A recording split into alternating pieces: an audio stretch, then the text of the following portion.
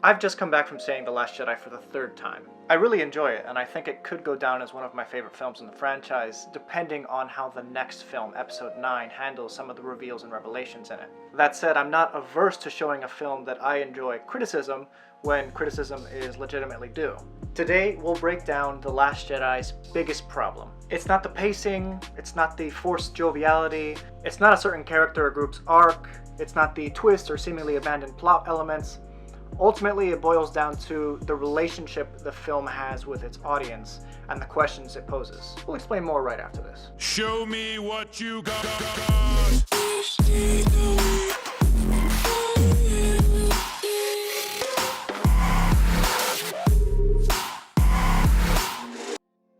How's it going, guys and geeks? Welcome back to the Geek Critique Show. My name is Dakota, and today we're getting to the bottom of what the most disappointing thing is about The Last Jedi. And if this is the first time you're catching us here at Geek Critique and you enjoy the content in this video and you're not entirely turned off by the grotesqueness that is my face, consider subscribing.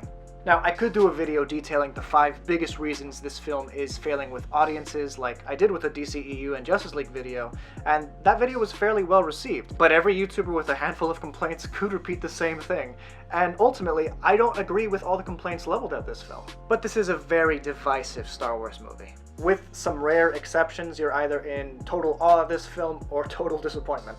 If you're one of the brave few who actually sat through our exhaustive 50+ minute review of The Last Jedi where we break down what we liked and disliked, even though we did dislike a lot of the film, we certainly land more on the camp of really enjoying the direction that the film took. That's not to say we don't hear your concerns and complaints, because there are plenty that are valid. But we are hearing quite a wide variety of complaints across the board. And we think that they ultimately stem from a singular issue that the film doesn't bother elaborating upon. Obviously, this video contains spoilers, and I would hate to rob you from allowing yourself the opportunity to form your own informed opinion on the film and or series as a whole, so if you have not watched The Last Jedi yet, please click away from watching the rest of this video. The Force Awakens did something truly remarkable in that it recaptured the magic of the original trilogy, but more importantly, it returned to the galaxy far, far away with a new set of eyes and left us with some serious questions at the end of the film. And there are a lot of questions that it leaves us with, so please humor me for a second. You'll understand where I'm going with this in just a minute. Who is Rey? Why is she important? Why does everyone except Rey seemingly know who she is? What makes her so important that they sent her to find Luke instead of Leia? Where is Luke? What happened to the Jedi Order? Why has he been in hiding? Why did Ben turn to the dark side? Did Han kill himself to spare his son the pain? Who are the Knights of Ren? Who is Snoke? Where did he come from? Is he Darth Plagueis? Where does the galaxy go now that the First Order destroyed the incumbent government? Will Finn live? Will Luke train Rey? Why was the Force awakening so strongly in Rey?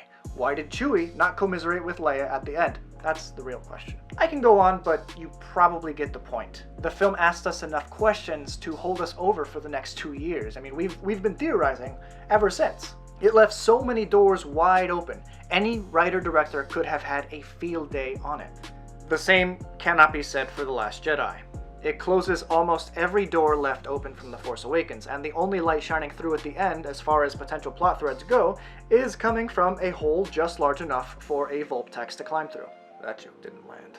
If we look at the questions posed by The Force Awakens as open doors leaking light into a black room, the black room being the unknown, The Last Jedi does a fairly decent job of closing most of them, oftentimes slamming them shut unceremoniously.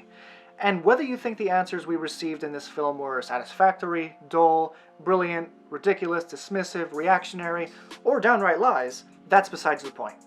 They're still answers. The problem is what's left over. We're mostly in the dark as far as what to expect next. The film doesn't ask us meaningful questions to tide us over for the next film. And that's where, I believe, the dread starts seeping in after you've left the theater. We saw Han die in Episode 7, and now Luke is dead. Snoke dies, presumably.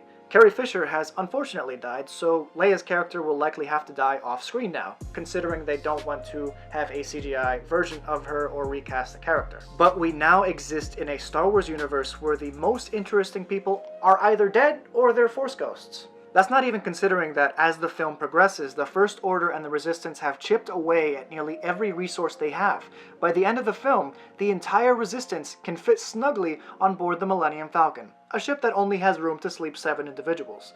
The film ends with the bare minimum of good guys fighting the remnants of the bad guys. Even the rest of the universe remains quiet after Leia asks for help, and the Star Wars universe had never felt smaller than it did at that moment, which is a shame. While I'm not arguing that the film is poorly constructed, I am positing that the film lacks a sense of audience participation and discussion about its events moving forward, as if it doesn't want you to create theories or overanalyze certain scenes, like The Force Awakens had you do. The only questions we can realistically ask ourselves and speculate upon after seeing this film are whether Luke will come back as a Force ghost, what Rey and Kylo's relationship is all about, and in what form will this new rebellion take shape.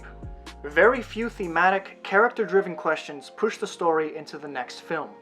Technically, we could ask ourselves if the reveals in this movie should be taken at face value, but these are answers we've been given to ponder, not questions that have been posed. There are also philosophical questions pertaining to the Force that this film does an interesting job of opening up, but unlike thematic questions, those can't drive a story forward. Many fans have expressed that they simply aren't excited for Episode 9 now that The Last Jedi has arrived in theaters.